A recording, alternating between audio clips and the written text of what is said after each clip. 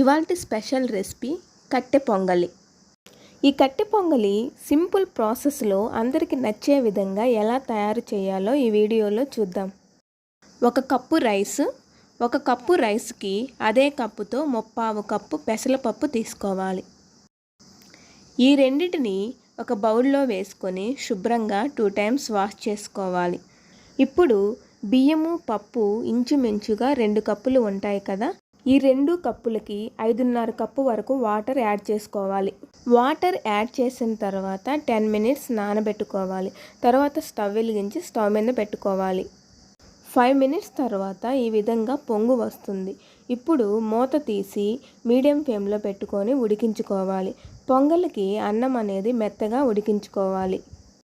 అన్నం ఈ విధంగా ఉడికి ఇంకా 5 to 10 minutesలో మెత్తగా ఉడుకుతుంది అనగా 1/4 స్పూన్ పసుపు, రుచికి సరిపడే సాల్ట్ వేసుకొని అంతా మిక్స్ అయ్యేలాగా ఒకసారి ఈ విధంగా కలుపుకోవాలి.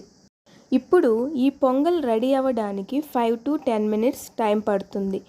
ఈలోగా మనం పోపు పెట్టుకుందాం. పోపు కోసం ముందుగా స్టవ్ మీద కడాయి పెట్టి 2 spoons ఆయిల్, 1 tablespoon నెయ్యి వేసుకోవాలి.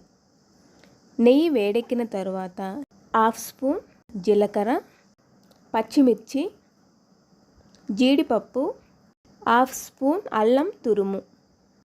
ఇప్పుడే మిరియాలకు బదులు 1/2 స్పూన్ మిరియాల పొడి వేసుకోవాలి.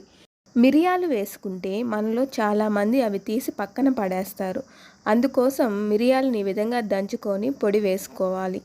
ఇప్పుడు ఈ ఫ్లేవర్ పొంగల్లో అంతా కలిసి చాలా టేస్టీగా ఉంటుంది.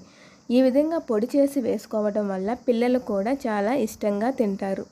ఇప్పుడు వీటిని కొంచెం లైట్ బ్రౌన్ షేడ్ వచ్చే విధంగా వేయించుకున్న తర్వాత ఇప్పుడు ఇందులో కరివేపాకు కూడా వేసుకోవాలి. కరివేపాకు చిటపటలాడిన తరువాత 1/2 స్పూన్ ఇంగువ పొడి వేసుకోవాలి. ఇప్పుడే కదండి పొంగలికి టేస్ట్ అనేది వస్తుంది. పొంగలికి టేస్ట్ రావాలంటే ఇంగువ పొడి తప్పనిసరి. ఇంగువ వేసుకున్న తర్వాత స్టవ్ ఆఫ్ చేసేయాలి. ఇప్పుడు 5 to 10 minutes తర్వాత రైస్ కూడా ఈ విధంగా మెత్తగా కుక్ అయిపోయింది. ఇప్పుడు ఈ పోప్ని రైస్లో వేసుకొని అంతా మిక్స్ అయ్యేలాగా ఈ విధంగా కలుపుకోవాలి. ఈ విధంగా మిక్స్ చేసుకున్న తర్వాత ఇప్పుడే సాల్ట్ చూసుకొని సరిపోకపోతే యాడ్ చేసుకోవాలి. ఇప్పుడు అంతా కలిసేలాగా మరొకసారి ఈ విధంగా మిక్స్ చేసుకోవాలి. పొంగల్ కన్సిస్టెన్సీ అనేది ఈ విధంగానే ఉండాలి. మరీ గట్టిగా ఉంటే ఆరిపోతే ఇంకా గట్టిపడిపోతుంది. ఈ కన్సిస్టెన్సీలో ఉన్నప్పుడే స్టవ్ ఆఫ్ చేసేయాలి. ఇంతేనండి కట్టె పొంగలి. ఈ స్టైల్లో కట్టె పొంగలి మీకు నచ్చిందా? ఇంకెందుకు ఆలస్యం, మీరు కూడా ఒకసారి ఈ స్టైల్లో ట్రై చేసి ఎలా వచ్చిందో కామెంట్ బాక్స్లో కామెంట్ చేయండి.